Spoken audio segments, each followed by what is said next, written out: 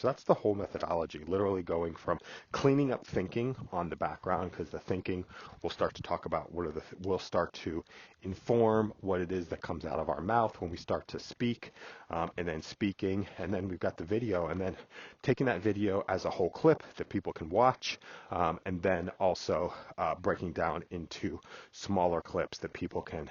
start to interact with and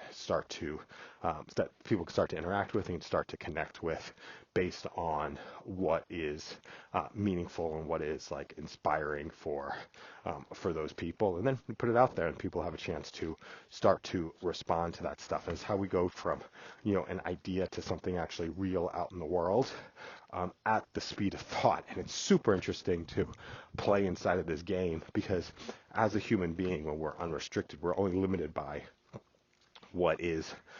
our mind can see as possible, and then what it takes to actually do the execution.